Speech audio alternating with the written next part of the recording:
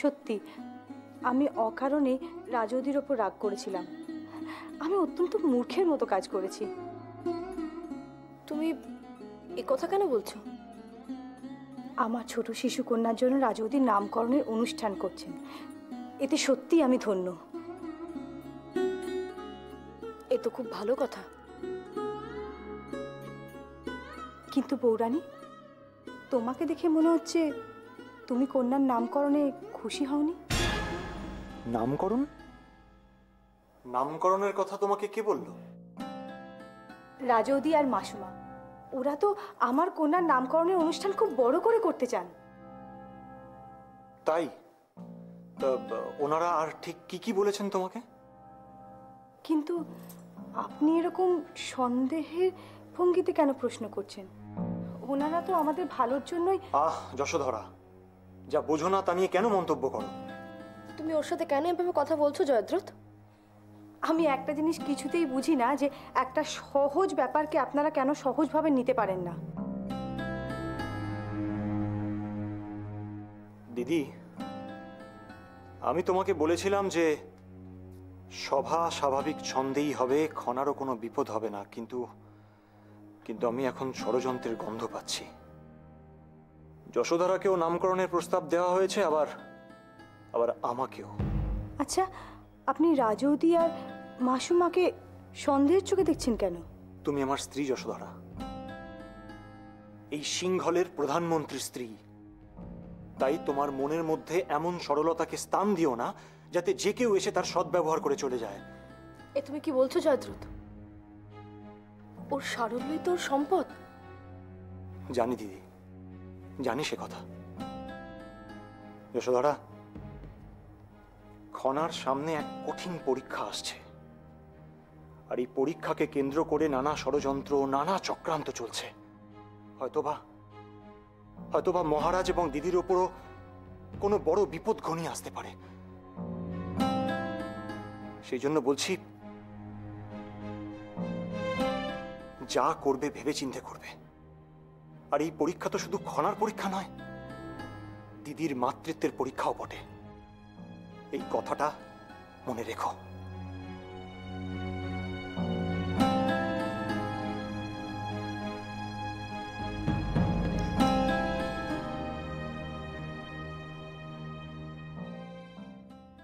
না, স্বীকার করতেই হচ্ছে ত্রিজটা আর দেবী গোদাবরীর পরিকল্পনা অত্যন্ত নিখুঁত। কিন্তু না, আমি এবার ওদের জয়লাভ কিছুতেই করতে দেব না। খনার জীবন বারবার ওরা বিপন্ন করেছে, এবার আমি কিছুতেই ওদের স্বাদ পূরণ করতে দেব না। আমি দরকার। রাজিমা, আপনি কি আমাদের এখানে ডেকে পাঠিয়েছেন? হ্যাঁ, ঐশিকা, আমি বলতে বাধ্য হচ্ছি, তোমার দায়িত্ববোধ বলে এতটুকু বিন্দু মাত্র নেই? আপনি এভাবে কেন বলছেন রাজিমা? এভাবে কেন বলছি তার কারণ জয়দ্রথের কন্যা সন্তানের নামকরণ অনুষ্ঠান সবকিছু পরিকল্পনা করবে দেবী গোদাবরী আর ত্রিজটা। তুমি না সিংহলের মহারানী? অন্তঃপুরের কর্তব্য কার হাতে? কে সামলাবে? আশ্চর্য।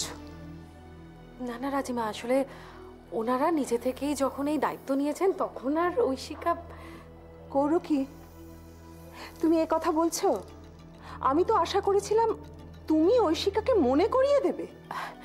না রাজিমা, আসলে খনার জীবনে অন্যতম গুরুত্বপূর্ণ অধ্যায় সামনে আসতে চলেছে, সেজন্যই আমরা দুজনেই সে বিষয়ে বিশেষ চিন্তিত ছিলাম। তাহলে তো তোমাদের আরো অনেক বেশি সাবধান হওয়া উচিত ছিল। অন্তঃপুরের রাজনীতি সম্পর্কে অনেক বেশি সচেতন হওয়া উচিত, তা না হলে খনাকে লক্ষ্য করে তো আরো অনেক বড় আঘাত আসতে পারে। কেঁদো না ঐশিকা, রাজিমা তো ঠিকই বলেছেন, আমাদের তো সত্যি আর একটু সাবধানী হওয়া উচিত ছিল।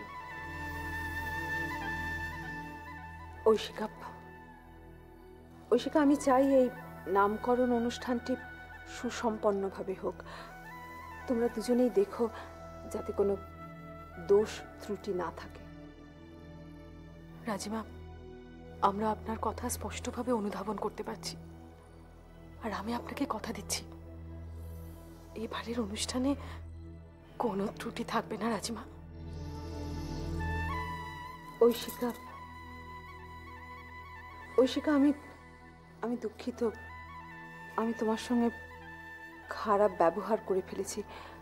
আসলে কি জানো তো, খনা সেই ছেলেবেলা থেকে এত রকম কষ্ট আঘাতের মধ্যে দিয়ে গেছে, আমি চাই না ও আবার নতুন করে কোনো কষ্ট পাক। তাই না রাজিমা, আপনি এভাবে বলছেন কেন? আপনি আমাদের গুরুজন, আমার মাতৃস্থানীয়া। যদি কোনো ভুল ত্রুটি করে থাকি তাহলে সেটা আপনি শুধরে দেবেন বই কি। আমি শুধু ভাবছি আমার এই ত্রুটির জন্য আমার আমার মেয়েটার যেন কোনো ক্ষতি না হয়। হবে না ঐশিকা, হবে না। ঈশ্বর আছেন, তিনি খনার উপর আর কোনো রকম অন্যায় হতে দেবেন না। তুমি দেখো। ঐশিকা, আসলে কি জানো তো, খনা তার লক্ষ্যের খুব কাছাকাছি পৌঁছে গেছে। এখন যদি নতুন করে ও কোনো আঘাত পায় তাহলে হয়তো লক্ষ্য ভ্রষ্ট হতে পারে। তাই আমাদের উচিত অনেক সাবধানী হওয়া। হ্যাঁ ঐশিকা।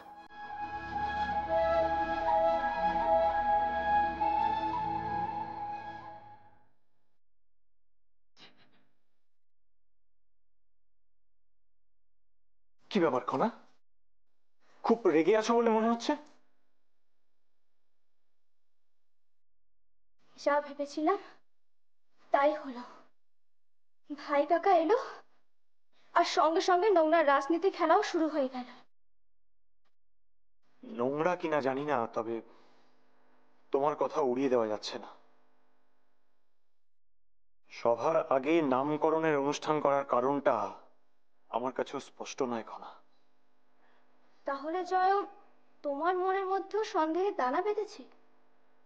দেখো, আগে থেকেই এসব ব্যাপারে মন্তব্য করা সম্ভব নয়, তবে আমার মনে হয় মাসুমা বিশেষ কোনো ঘটনা ঘটালেও ঘটাতে পারেন। তাহলে এখন কি করা যায়? খনা, খনা, আমি নিজেকে নিয়ে খুব বেশি চিন্তিত নই। আমার ভয় হচ্ছে যশোধরাকে নিয়ে। ও ও এত সহজেই সকলের কথা বিশ্বাস করে নেয় যে সে কথার কি উদ্দেশ্য থাকতে পারে কিছুতেই বুঝতে চায় না। আচ্ছা জয়, ভাই কাকাকে আমি অসুযুদ্ধে পরাস্ত করেছিলাম, এসব তারই মূল্য দিতে হচ্ছে না তো? অর্থাৎ ভাই কাকা কোনোদিনও নিজের পরাজয় মেনে নিতে পারে না। যদি কোনোদিনও জানতে পারে যে ভাই কাকা আমার কাছে পরাস্ত হয়েছিল, তাহলে ভাই কাকা চুপ করে বসে থাকবে না। আর সেই কারণে ভাই কাকা কোনো পরিকল্পনা করে রেখেছে। কোন পরিকল্পনার কথা বলছো খনা? ভাই কাকা সবটা শুনতে পায়নি তো? তাহলে যে বিপদ বাড়বে। এ কি, রাজকুমারী খনার হাতে অস্ত্র? আমি তো জানতাম আমাদের প্রিয় রাজকুমারী শুধুমাত্র শিক্ষা গ্রহণে আগ্রহী। আসলে ওটা নিয়ে ও ওর দুশ্চিন্তা দূর করার চেষ্টা করছে। আসলে সভাতেই তো সিদ্ধান্ত গৃহীত হবে যে ওর স্বপ্ন পূরণ হবে কিনা। তাই জয়ম, ভাই কাকা যখন সভায় প্রস্তাব দিয়েছে তখন নিশ্চয়ই আমার মঙ্গলই হবে। আর ভাই কাকা তো আমাকে খুবই ভালোবাসে। আমার কোনো ক্ষতি হোক এটা কখনোই ভাই কাকা চাইবে না। কি তাই তো? তা তো বুঝলাম, কিন্তু এই তরবারি নিয়ে তুমি কিভাবে দুশ্চিন্তা মুক্ত হচ্ছ সেটা বুঝতে পারলাম না। জয়ম চাইছিল যে আমি দুশ্চিন্তা দূর করে অন্য কোনো বিষয়ে মন দিই। তাই জয়ম শেখাচ্ছিল যে কোন তলোয়ারে কতটা ধার আছে। তাই কি তুমি বিষয়টা যতটা সহজ ভাবছো ততটাই সহজ কি? সত্যি কথা বলতে কি, জয়ম বলছিল যে কলম তলোয়ারের থেকেও বেশি ধারালো। আর এই কথাটাই আমাকে রাজসভায় প্রমাণ করতে হবে। বাহ, এ তো উত্তম কথা। জয়দ্রথ তাহলে তোমাকে সুশিক্ষায় দিচ্ছে বলতে হবে। কেন? তোমার মনে কি কোনো সংশয় আছে এই বিষয় নিয়ে? না না, তা থাকবে কেন? তাহলে কি বিশেষ কথা বলতে এসেছিলে ভাই কাকা? হ্যাঁ, ভালো কথা। তুমি কি ঠিক করেছো সভাতে তোমার হয়ে কি বক্তব্য রাখবে? তুমি তো জানোই এই উত্তর। কেন আবার এই প্রশ্ন করছো ভাই কাকা? তবু আমি তোমার মুখ থেকে শুনতে চাই ক্ষমা। তুমি ভাই কাকা, তুমি যদি এই বক্তব্য রাখতে তার চেয়ে ভালো আর কিছুই হতো না। কিন্তু তুমি আমার আত্মীয়, কাকা। তোমার এই পদ মেনে নেবে বলে আমার তো মনে হয় না। খনা, এই খেলা কিন্তু ক্রমশ জটিল থেকে জটিলতর হয়ে উঠবে তোমার পক্ষে। কারণ তোমার সব থেকে বড় সৈন্যটিকেই আমি এই সভা থেকে সরিয়ে নিচ্ছি।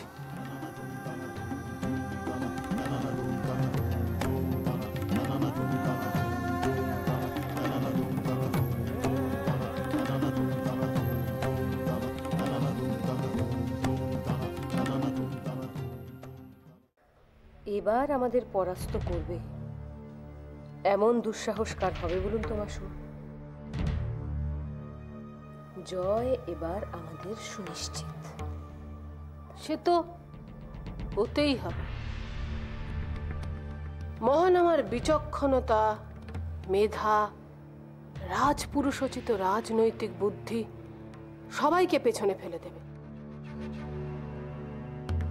সত্যি আমার ভাই যে এত বড় রাজনীতিজ্ঞ হয়ে উঠেছে সেটা ভাবতেই আমার অবাক লাগছে। কিন্তু ত্রিজটা, সাবধানতা ছেড়ো না, তাহলে কিন্তু সমস্যা আবার হবে। কিসের সমস্যা? দেখো ত্রিজটা, যে কোনো পরিকল্পনাই সফল হয় সকলের সম্মিলিত প্রয়াসে। মহানামা তার কাজ করে দিয়েছে, এবার তুমিও তোমার কাজটা করো। তাহলেই দেখবে জয় আমাদের সুনিশ্চিত। আমার কাজ আমি ঠিকই করবো মাসু। তবে কি জানেন, আজ অনেকটাই নিশ্চিন্ত লাগছে। আমার ভাই বলেছিল বিগত কয়েক বছরে ও নিজেকে শান দিয়ে ধারালো করে তুলেছে এই রাজনীতির জন্য। আজ দেখছি কথাটা সর্বৈব সত্যি। আমি তো তোমাকে আগেই বলেছিলাম ত্রিজটা, মহানামার শরীরে রাজ রক্ত রয়েছে। একটু সময় দাও, দেখবে সবকিছু জয় করা ওর কাছে অতি সহজ বিষয় হয়ে উঠবে। মহানামা সিংহলের শ্রেষ্ঠ যোদ্ধা, এখন দেখছি শ্রেষ্ঠ রাজনীতিক। তাহলে মাসুমা, আমাদের শুধু একটাই কাজ বাকি থেকে গেল, তাই না? মহানামার চালে জয়দ্রথ এখন প্রাসাদের বাইরে। এবারেই তো আমাদের আসল কাজটা করতে হবে ত্রিজটা। আচ্ছা, জয়দ্রথের মনে কোনোভাবে কোনো সন্দেহ প্রবেশ করেনি তো? কি বলছো বলো তো তুমি ত্রিজটা? একদিকে রাজসভা, খনার ভবিষ্যৎ, অন্যদিকে দাবানল। জয়দ্রথ এত দিশেহারা হয়ে পড়েছে, ও এইসব ভাবার অবকাশই তো পাবে না। দাবানলের আগুন নয় মাসুমা, আগুন লাগবে জয়দ্রথ আর রাজকুমারী ভাগ্যলক্ষ্মী খনার কপালে। আমার ভাইয়ের একটা চালে দুটো জয়ের মুখে আমরা। মাসুমা, আমি তো আর ধৈর্য ধরে অপেক্ষা করতে পারছি না। কতক্ষণে জয়দ্রথের বিদায় সংবাদ শুনবো, আমি তো অস্থির হয়ে আছি। অধৈর্য হয় না ত্রিজটা। পরিকল্পনা করে চাল দিলে ধৈর্য ধরে অপেক্ষা করতে হয়, যাতে বিপক্ষ আরো বড় ভুল করে, আর সেই ভুল থেকে নিজেদের লভ্যাংশটা বুঝে নিতে হয়। প্রণাম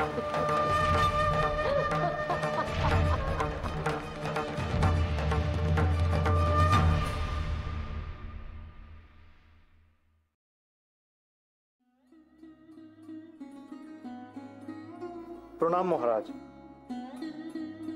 আরে এসো এসো জয়দ্রথ, তোমাকে তো অভিনন্দন জানানোই হয়নি।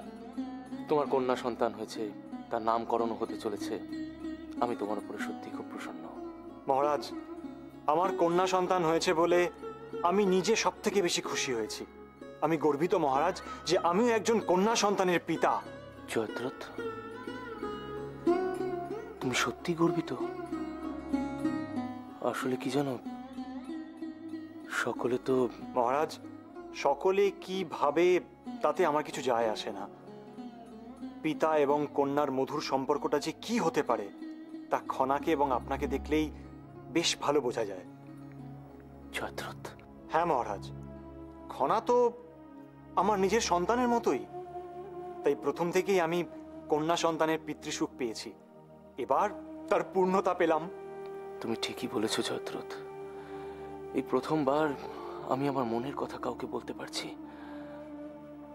আজ আমি তোমাকে পেলাম যে যে আমার মতোই কন্যার পিতা হওয়া সত্ত্বেও গর্বিত। মহারাজ, এ কথা তো আপনি স্বীকার করবেন যে খনা কন্যা সন্তান হিসেবে আপনাকে প্রভূত আনন্দ এবং খুশি এনে দিয়েছে। তুমি ঠিকই বলেছ জয়দ্রথ। খনা বারবার করে আমার মুখে যতবার হাসি ফুটিয়েছে, হয়তো খনার জায়গায় কোনো পুত্র সন্তান থাকলেও সে সেই কাজ করে উঠতে পারতো না জয়দ্রথ। সত্যি জয়দ্রথ, আমার তো মনে হয় প্রত্যেকটি কন্যা সন্তানই লক্ষ্মী প্রতিমার রূপ। অপরাধ নেবেন না মহারাজ, আপনি কি কন্যা সন্তানের মধ্যে সরস্বতী প্রতিমার রূপ খুঁজে পান না? হয়তো তুমি ঠিকই বলেছ জয়দ্রথ, কিন্তু কিন্তু আমারও বিভিন্ন প্রতিবন্ধকতা আছে। আমারও হাত পা বাঁধা। তাই রাজসভার সিদ্ধান্ত ব্যতীত আমি মহারাজ, রাজসভার সিদ্ধান্ত নিয়ে আমার কোনো প্রশ্ন নেই। আমার প্রশ্ন আপনাকে নিয়ে। এই যে জাগতিক নিয়ম, এই নিয়মের কোন প্রান্তে আপনি দাঁড়িয়ে আছেন সেটাই আমার প্রশ্ন। এ প্রশ্নের উত্তর এক কথায় দেওয়া সম্ভব নয় জয়দ্রথ। জানি মহারাজ, এই প্রশ্নের উত্তর আপনার কাছেও স্পষ্ট নয়। কিন্তু মহারাজ, সমাজের রীতি নীতি নিয়মের জন্য আপনি আপনার কন্যার ইচ্ছেকেও গুরুত্ব দেবেন না? এটা কি উচিত বলুন? প্রণাম মহারাজ। প্রণাম প্রধানমন্ত্রী মশাই। বলো কি সংবাদ? আগে দুঃসংবাদ মহারাজ। রাজ্যের উত্তর প্রান্তে ভয়াবহ আগুন লেগেছে, তাতে বহু মানুষের জীবন বিপর্যস্ত। তাদের যত দ্রুত সম্ভব উদ্ধারের প্রয়োজন। সে কি কথা? এ তো নতুন এক বিপত্তি। ঠিক আছে, তুমি যাও, আমি দেখছি।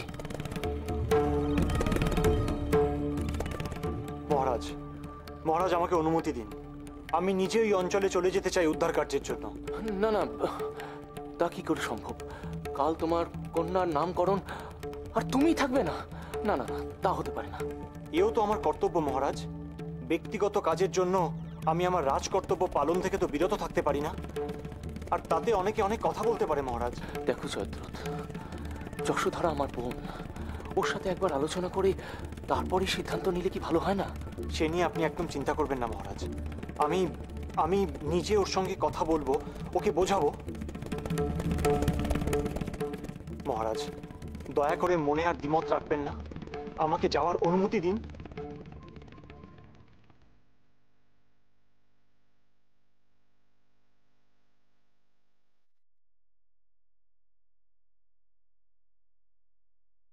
মহারাজ, যাওয়ার আগে আপনাকে একটা অনুরোধ করব।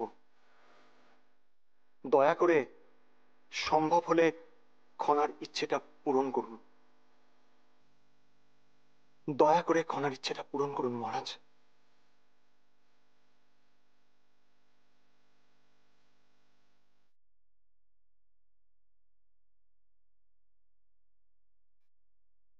মন্ত্রীমশাই তো এখন এলেন না, ওদিকে কি ঘটছে কি জানে। ঝড়, ঝড় ওঠার আগে এমন নিথর হয়ে যায় প্রকৃতি, এটা ভুলে যেও না ত্রিজটা। তবে এবার যেটা আসবে সেটা ঝড় নয়, প্রলয়, মহাপ্রলয়। রাজকুমারী খনার আশা আকাঙ্ক্ষা সব চূর্ণ বিচূর্ণ হয়ে যাবে। আমারও তো সেটাই আশা, কিন্তু শেষ পর্যন্ত অন্যরকম কিছু ঘটবে না তো? ত্রিজটা, অশুভ কথা বলো না। অশুভ কথার প্রসঙ্গ উঠছে কেন মাসুমা? আমি যে সংবাদ এনেছি তা অত্যন্ত শুভ। শুভ? শুভ সংবাদ? বলুন বলুন, আপনার মুখ থেকে শুভ সংবাদ শোনার জন্য আমরা অধীর আগ্রহে অপেক্ষা করছি। জয়দ্রথ এক প্রকার মনস্থির করেই ফেলেছেন যে তিনি দাবানল বিধ্বস্ত অঞ্চলে পৌঁছাবেন। দেখেছো ত্রিজটা, প্রলয়, প্রলয় আসছে এবার। প্রলয়ের প্রাথমিক লক্ষণগুলো কিন্তু শুরু হয়ে গেছে। ঠিকই বলেছেন।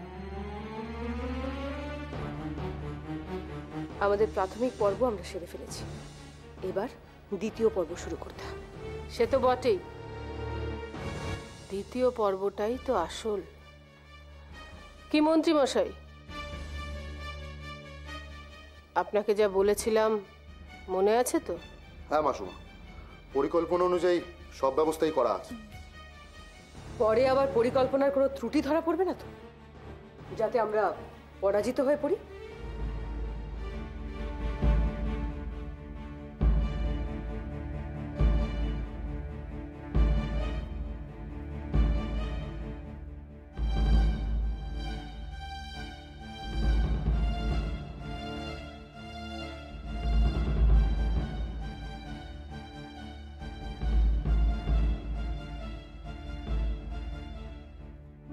বাহ, পরিকল্পনা অনুযায়ী আপনার ব্যবস্থাপনায় তো কোনো ত্রুটিই দেখা গেল না। কোনো ত্রুটিই থাকবে না মাসুমা। দেখে নেবেন এই নামকরণ অনুষ্ঠান কতটা ঘটনাবহুল হয়। শুধু ঘটনা বহুল নয় মন্ত্রী মশাই, বলুন ঘটনা বহুল ও রঙিন। কেটে জটা, তাই না?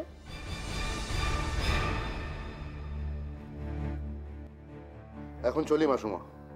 রাজৌদি, আপনি নিশ্চিন্তে থাকুন, জয় আমাদের হবেই। প্রণাম।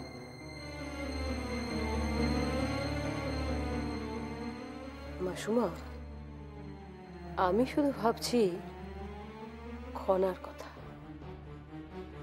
ওর ঔদ্ধত্য আমাকে স্তম্ভিত করেছে। এবার ওর সমস্ত আশা, সমস্ত স্বপ্ন শেষ।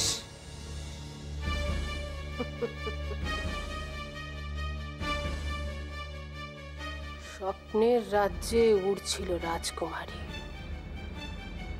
এবার রূঢ় বাস্তবটা দেখবে। কালকের দিনটা ওর জীবনের সমস্ত আশা আকাঙ্ক্ষা চূর্ণ বিচূর্ণ করে দেবে।